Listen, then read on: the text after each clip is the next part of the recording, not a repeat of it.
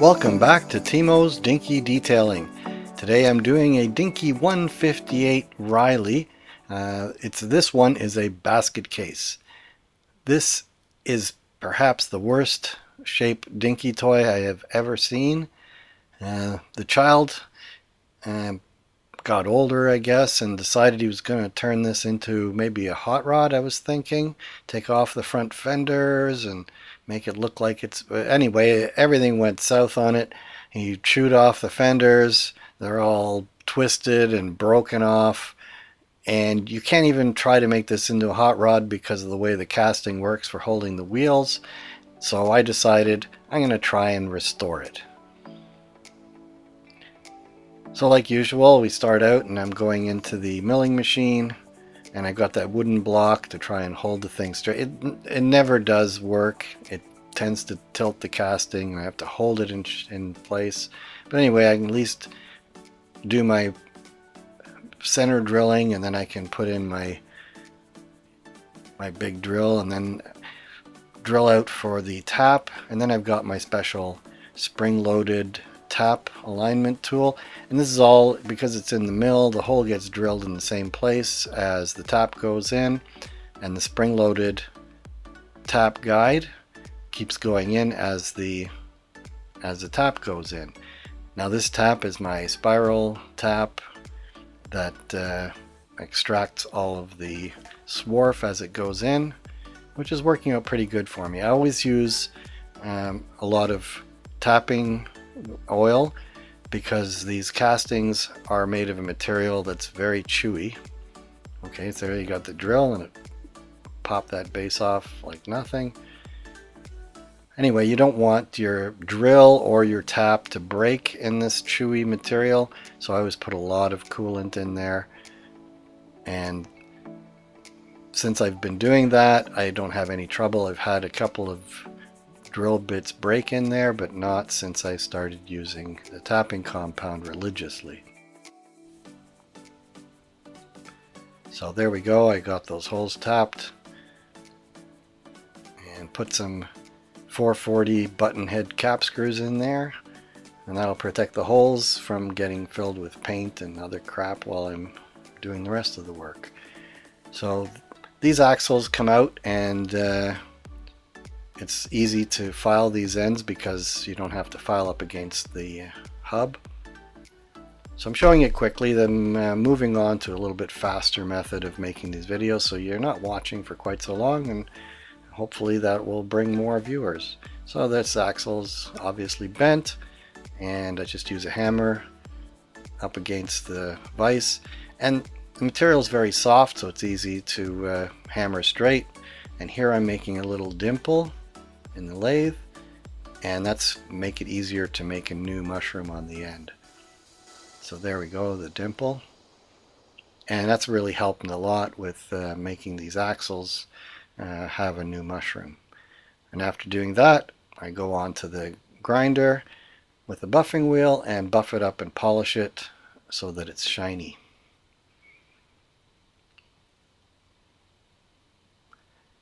So I did that with both axles, obviously, and there they are. Now we go to the base. I've taken that off. It's rusty, and it's going to need to have that rust stripped, so I use, as usual, Evapor Rust, super safe rust remover.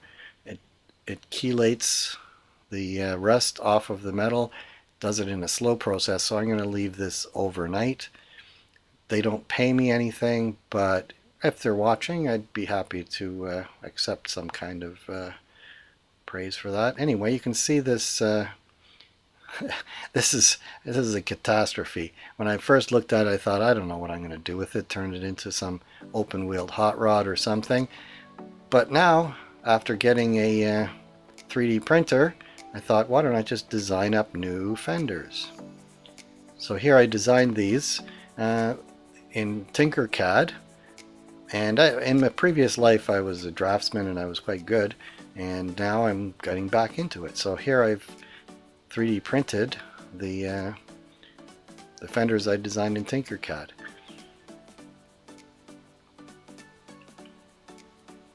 So this is something I'm happy to get back into because I really enjoyed my days in doing drafting, and I haven't done it in a long time. And now I'm back doing it again, and it's just fun. And of course with these 3D printers it's even more fun because you can design something and then you can print the thing out. It's like it's almost like printing on an ordinary flat paper printer. So there's the fender. I got it looking pretty close to the original. That's the Riley I did before, and then putting it on here just to see how it's going to look, but obviously that's going to need some work. So now after all that work, I'm going to take the paint off of it. So I go outside, some boiling water and caustic soda, and that kind of exploded on me a little bit, but it took the paint off pretty good, and now you can see the damage even better. That's really a mess. So I'm going to take the damaged part off, and I go to the bandsaw and just saw the damn thing off. I'm going to replace that part anyway, so I'm going to the part where the fender ends, and there's a smooth or a straight part that goes to the body side. So there you can see how these fit on, and I put them in the small clamp, and now I just glue them in place.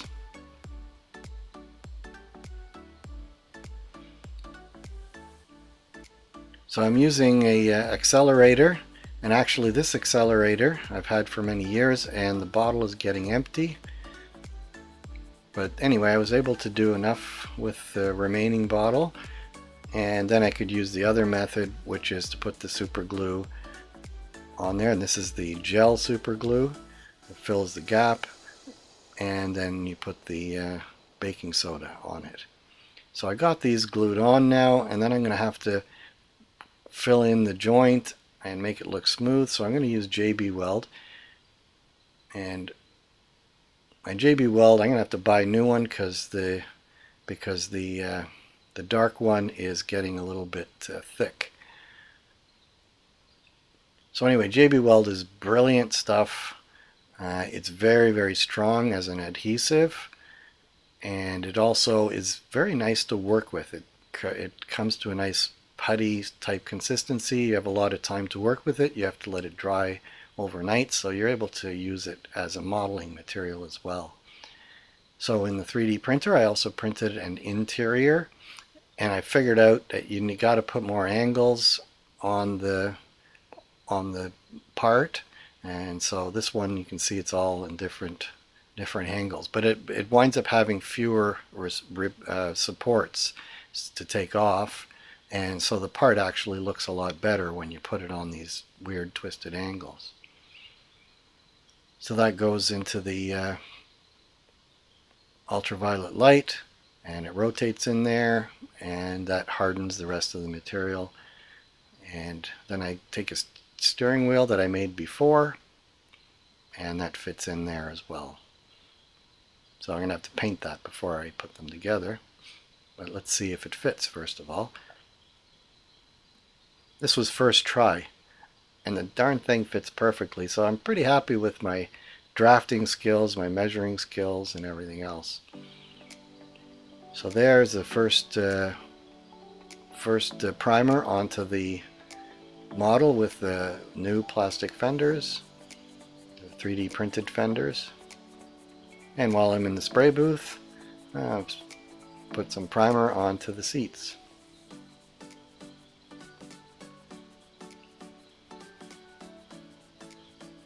And a little satin black hardware spray paint onto the steering wheel.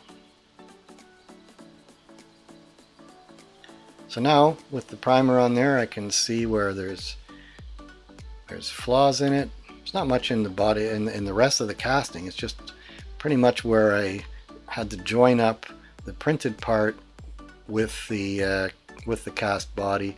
So I did a lot of filing and sanding and getting it to look just right.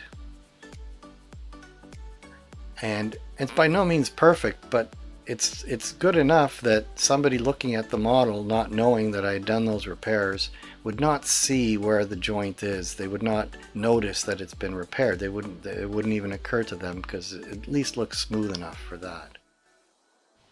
So now I'm mixing up the paint. I'm using up whatever's left of my that bottle of yellow and mixing it with white. And I didn't have enough yellow paint left, so I put in yellow from a fresh bottle, which you don't see here, but it is there. And this is going with the original color that the actual toy was. In this case, I'm wanting to bring it very close to an original model because it's such a massive restoration to get those fenders in place. So I might as well do it so that it looks like the original toy looked.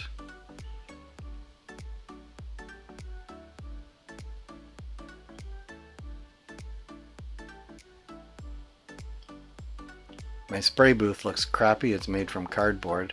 So after I do this, I'm going to upgrade the spray booth so that it's going to look prettier and it's going to be more effective. So now, before putting the lacquer coating,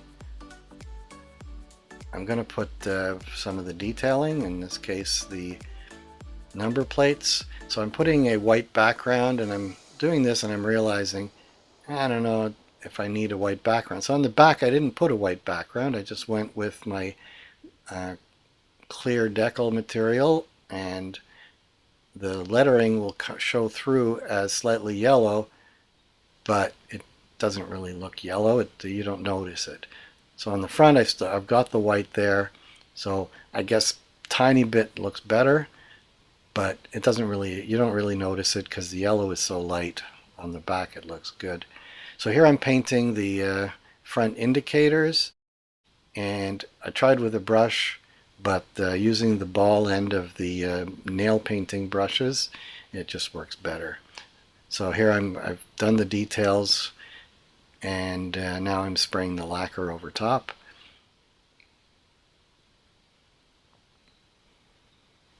So this is the color I'm going to be using for the interior. This was before they did any interior seats for these toys. So I'm mixing up the paint a little slightly orangish red, and I mixed it with the self-leveling thinner.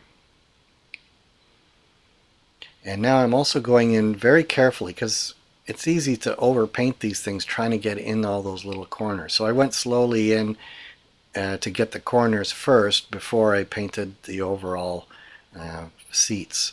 So all the corners were filled in when I went in with detail into the little parts. So that helped and made it a more even paint color. So it came out looking pretty good, like a later Dinky Toys interior would have looked. Now I paint the black under these seats because anything that's close to the wheel wells, you'll be able to see the plastic. So I paint them black so that they're not obvious when you look into the wheel wells, and you can't help but look into the wheel wells. So I put the steering wheel in, and then a little black paint to paint the stick shift, the ball on the stick shift. So now the wheels on this toy were originally green, and I didn't have the right green, so I had to mix up the green with a bit of yellow, the green that I had. Again, I always use the leveling thinner. That's the special thinner that when you spray paint it doesn't dry so fast. It dries slowly, and in the process the paint is able to level out, and you wind up with a beautiful shiny surface even if your paint job wasn't perfect. Of course, my paint jobs are always perfect. You can see I've modified the spray booth a bit, and now I have a filter there in the back. So that was in the middle of doing this thing, but I'm going to fix it even better. I want to have the filter above the spray area. So now I've got my shaft with the dimple on the dimple on the end, and then I go in and hammer it into a mushroom. You can see it comes out pretty nice. That's one, and here's the other. I like these ones where the axle pops right out without going through any holes, because it's way easier to do these mushrooms. So once again, I go with my O-rings that are the right size, and I noticed other restorers are using these O-rings now because they are exactly the right size, and they're inexpensive, and they go on very, very easily because they're supposed to be stretchy. So now the final detailing in the Molotov and chrome pens, and I've taken some of the ink out and I'm painting it on with a detailing brush. And I do always the chrome after I've done the lacquer coating, the shiny coating, because if you put the shiny coating over the chrome, it makes the chrome look dull. So you have to do the chrome last.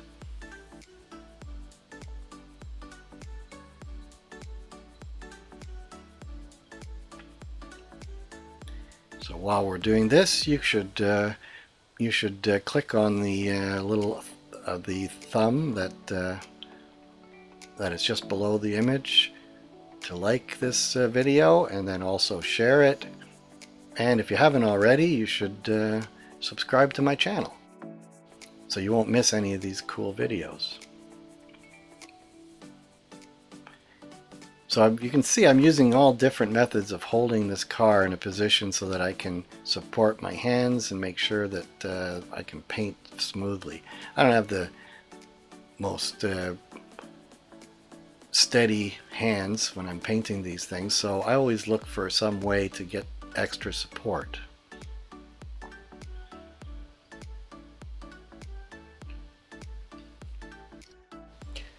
I should probably refrain from painting these little details on the model if I wanted to make it look like an original Dinky toy, and I admire the people who do. I just don't have the restraint to make the thing look exactly like the original Dinky toy, and that's maybe my personal flaw. But anyway, I'd like to add these, even this one, little embellishments that I probably could have left out. So I'm using my technique. I've cut paper to fit as windows, and then I've got this material from, you can get it from various different products that you buy, and it comes with plastic. And I make a paper pattern first, and then I bend it all into shape and put it in. And I found out that if I cut it just right, I can hold that in. I don't have to glue it in or anything. I put my seats in, and that holds the plastic in place as windows. And it helps when I have the passenger window and the driver window open, so I can reach in there and push the windshield up against the ceiling. So there we got all our parts. I got the wheels in there and the base. Better put it the right way around. And there I have my screws with the heads painted, and I like the effect. Instead of a bare aluminum looking rivet, you got a painted screw that kind of looks like a rivet. And you can always take this thing apart again if you want to make some change. So let's remind you of what it looked like at the beginning. So this is the most catastrophically bad toy I've worked on yet.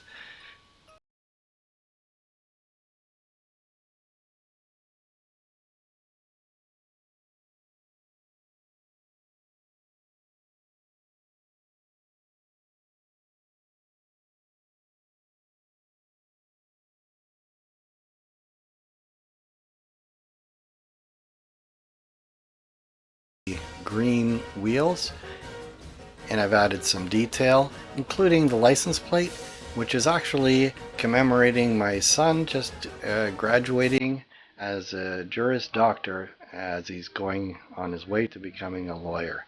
So congratulations to him. So I hope you've enjoyed this episode of Timo's Dinky Detailing. It's been a challenge on this one, that's for sure. So anyway, I hope to see you on the next video coming up. In the meantime, be seeing you.